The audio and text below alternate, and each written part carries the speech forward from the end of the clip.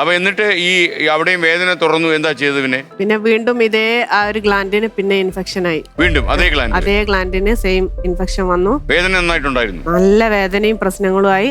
അങ്ങനെ ഡോക്ടറിനെ കാണിച്ചു, NS ഹോസ്പിറ്റലിൽ പോയി. സാഷ എന്ന് പറഞ്ഞൊരു ഡോക്ടറിനെ കാണിച്ചു, ഗൈനക്കോളജി. അപ്പൊ അവരോട് ഞാൻ ഈ വിഷയം അങ്ങ് പറഞ്ഞു, ഇങ്ങനെയാണ് ആദ്യം വന്നിട്ടുണ്ടായിരുന്നു. അപ്പൊ അവര് പറഞ്ഞു അത് കീറി ഇൻഫെക്ഷൻ കളയണം. അപ്പൊ ഞാൻ പറഞ്ഞു നോർമലി ഇനി എനിക്ക് പച്ചയിൽ കീറാൻ വയ്യ, അത്രയും വേദന സഹിച്ചിട്ടുണ്ട്. അപ്പൊ അവര് പറഞ്ഞു അനസ്തേഷ്യ തന്നിട്ട് ചെയ്യാം. അങ്ങനെ ഉമ്മയും ഉപ്പയൊക്കെ നാട്ടിൽ നിന്ന് അങ്ങോട്ട് വന്നു. അങ്ങനെ അനസ്തേഷ്യ തന്നിട്ട് ആണ് അവിടെ ചെയ്യുന്നത്. അപ്പൊ അതിനാണ് നല്ല സാമ്പത്തിക ചെലവൊക്കെ ആയി. അപ്പോൾ അത് പിന്നെയും കീറിയെടുത്തു. പിന്നെയും വീട്ടിലേക്ക് പോയി. ചെറിയ കുട്ടികളാണ്. കുറച്ച് ദിവസം കഴിഞ്ഞ് ഉമ്മയും ഉപ്പയും വീട്ടിലേക്ക് തന്നെ പോയി. അപ്പൊ നമ്മുടെ തടിയുടെ അവസ്ഥ എന്തായി? തടിയൊക്കെ മെലിഞ്ഞു കുറഞ്ഞു. 50 കിലോ കുറഞ്ഞു. പ്രസവം കഴിഞ്ഞ് കുറച്ച് കുറഞ്ഞു വന്നു. നമ്മള് കുറേ നേരം റെസ്റ്റ് എടുത്തിട്ട് പിന്നെ എണീക്കുമ്പോഴാണ് ഇതിന്റെ വേദനന്റെ ഭയങ്കരമായ പ്രയാസം. അതായത് രാവിലെ ആണ് ഇത് അനുഭവിക്കുന്നത്. എണീറ്റ് നിൽക്കാൻ എനിക്ക് കഴിയില്ല. ഇങ്ങനെ വളഞ്ഞ ഞാൻ വരിക. എന്താന്ന് എനിക്ക് മനസ്സിലായി. ഞാൻ വിചാരിക്കും സ്റ്റിച്ച് ഇങ്ങനെ വലിയാണ്. ഞാൻ പെട്ടെന്ന് കിടക്കുന്നിടത്ത് നിന്നൊക്കെ മക്കളൊക്കെ തട്ടിയിട്ടാണ് പെട്ടെന്ന് എണീറ്റാല്. അങ്ങനെ പിന്നെ ഇത്രയും ദിവസം കഴിഞ്ഞാലും ഒക്കെ അങ്ങനെ വലിയത്തില്ലല്ലോ. അത് മൂന്നാമത്തെ ഒരു ഇങ്ങനെ നമുക്ക് ഹൊറിസോണ്ടൽ ആയിട്ടാണല്ലോ അല്ല ഉള്ളില്. അന്നപ്പോ ഉള്ളിൽ എന്തോ സംഭവിക്കുന്നു, ഒട്ടിപ്പിടിക്കും, അങ്ങനെ പലതും പറഞ്ഞിട്ടുണ്ടല്ലോ. അപ്പൊ ഞാനങ്ങ് തീരുമാനിക്കുക അത് സ്റ്റിച്ചാണ്. അതിന്റെ അപ്പുറത്തേക്കൊന്നും ചിന്തിക്കുന്നേ ഇല്ല. അത്രയൊക്കെ വയറിൽ വെക്കുന്നൊന്നും സ്വപ്നത്തിൽ വിചാരിക്കില്ലല്ലോ. അപ്പൊ ഹസ്ബൻഡ് രാവിലെ പോവാൻ നേരത്ത് ആകെ ഞാൻ കരയുന്ന അവസ്ഥയിലേക്ക് എത്തുക. നിങ്ങൾ പോയാൽ ഞാൻ ബുദ്ധിമുട്ടാവും എന്നുള്ള അവസ്ഥയിലേക്കായി. അങ്ങനെ ഹസ്ബൻഡിന് ഇത് ബിസിനസ്സാണ്, ഫർണിച്ചറിന്റെ ഡിസ്ട്രിബ്യൂഷൻ ആണ്. ആഴ്ചയിൽ ഓരോ റൂട്ടാണ്. ഓരോ റൂട്ട് ഒരു ദിവസം അത് നഷ്ടപ്പെട്ട അവിടുത്തെ കളക്ഷനും നഷ്ടപ്പെട്ടു. പിന്നെ എന്താന്ന് മനസ്സിലാവുന്നില്ല. അങ്ങനെ പിന്നെ മൂന്നാമതും വന്നു ഇതേ പ്രശ്നം, ഇൻഫെക്ഷൻ വന്നു. അപ്പോ ഞാൻ ആരെയും വിളിച്ചില്ല. ഉപ്പനെ ഉമ്മനെ നാട്ടിൽ നിന്ന് വെറുതെ വിളിച്ചു വരുന്നത്. ഞാൻ ആകെ മാനസികമായിട്ട് തളരാൻ തുടങ്ങി. ശരിക്ക് തകർന്നു പോയി. എന്താ സംഭവിക്കുന്നത്? പ്രത്യേകിച്ച് ഇങ്ങനെ ഒരു ഇൻഫെക്ഷൻ ഒക്കെ വരുമ്പോൾ മൂന്നാം വട്ടവും പോകാറുണ്ടായിരുന്നു.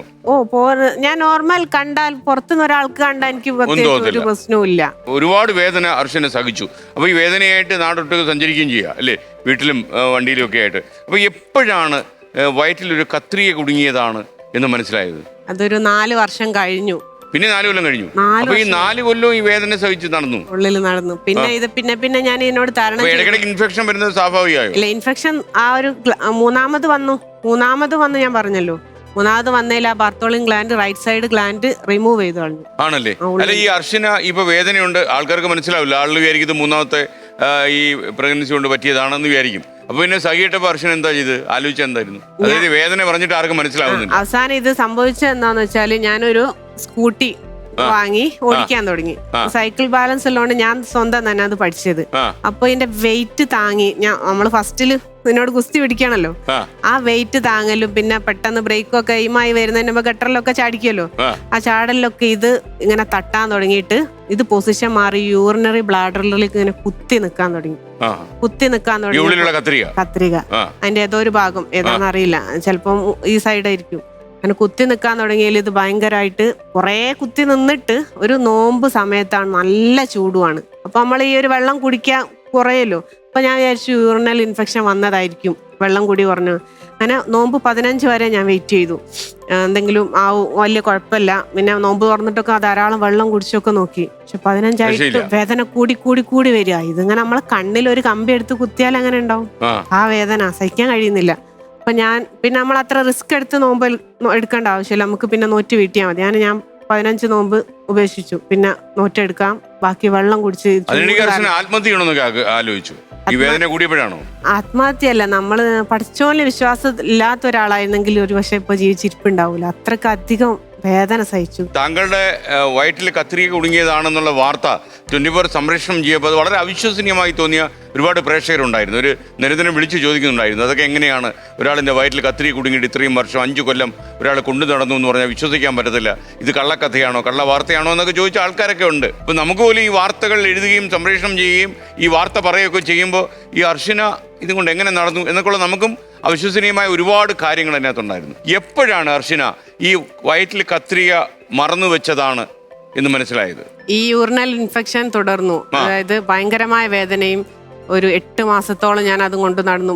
മാറി ഡോക്ടേഴ്സിനെ കാണിക്കുമ്പോൾ ആന്റിബയോട്ടിക് വരുന്നു, പുറകിൽ കുറച്ചൊരു ശമനം വരുന്നു. പക്ഷെ പിന്നെയും കഠിനമായിട്ട് നമ്മള് യൂറിൻ പാസ് ചെയ്ത് കഴിഞ്ഞിട്ട് ബാത്റൂമിൽ ഞാൻ മടങ്ങി പോകുന്ന അവസ്ഥയിലെത്തി. അർച്ചന, ഇത് ക്യാൻസർ ആണെന്ന് സംശയിച്ചോ? ഞാൻ ഉറപ്പിച്ചു, സംശയിച്ചു ക്യാൻസർ. ടെസ്റ്റ് വല്ലതും നടത്തിയോ? ഇല്ല, കൈക്ക് ആംപിറ്റിന് ഒരു സ്വെല്ലിങ് വന്നപ്പോ ലിംഫോമയാന്ന് വിചാരിച്ചു. കാരണം അതായിരിക്കും ഞാൻ മൊത്തത്തിൽ ക്ഷീണിക്കുന്നതെന്ന്. അങ്ങനെ FNAC ടെസ്റ്റ് ഒക്കെ നടത്തി, അതിൽ കുഴപ്പമൊന്നുമില്ല. എന്നിട്ട് എവിടേക്ക് പോയപ്പോഴാണ് ഇത് കണ്ടുപിടിച്ചത്? ഇത് ലാസ്റ്റ് ഒരു വിധത്തിലും സഹിക്കാൻ കഴിയാത്ത അവസ്ഥ, യൂറിന്റെ കളറൊക്കെ മാറി, സ്മെല്ലൊക്കെ മാറി, ആകെ ഒരു പ്രത്യേക അവസ്ഥയിലെത്തി ഞാൻ. നമ്മൾ കോഴിക്കോട് ഇക്ര ഹോസ്പിറ്റലിൽ എത്തിയിട്ട് അവിടെ സാധാ അൾട്രാസൗണ്ട് സ്കാനിങ് ചെയ്തതിൽ ഇവര് കാണുന്നത് യൂറിനറി ബ്ലാഡറിന് കുത്തി നിൽക്കുമ്പോൾ ഈ ബ്ലാഡറിന്റെ ഉള്ളിൽ വലിയൊരു സ്റ്റോൺ, സാധാ സ്റ്റോൺ അല്ല, അത്യാവശ്യം വലിപ്പമുള്ള സ്റ്റോണാന്ന് അവര് കണ്ടെത്തി അൾട്രാസൗണ്ടിൽ. അങ്ങനെ സഹിക്കാൻ കഴിയാത്ത വേദന, തൊടാൻ പറ്റൂല, വയറിന്റെ ഈ റൈറ്റ് സൈഡിൽ തൊടാനേ പറ്റൂല. അങ്ങനെ മെയിൻ യൂറോളജിസ്റ്റിനെ കാണിക്കണം എന്ന് പറഞ്ഞു. ഞാൻ അവിടുത്തെ അസ്ലം ഡോക്ടറിനെ പിറ്റേ ദിവസം വന്ന് കാണിച്ചു.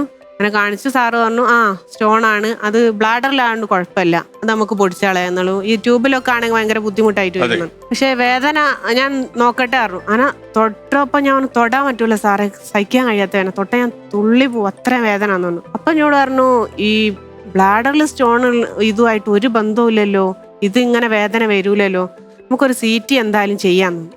അങ്ങനെയാണ് CT ചെയ്യുന്നത്. CT അവിടെ നിന്ന് തന്നെ അതിന്റെ പിറ്റേ ദിവസം പോയി അവിടെയാണ് അറിയുന്നത് ആദ്യമായിട്ടല്ലേ? അവിടെ CT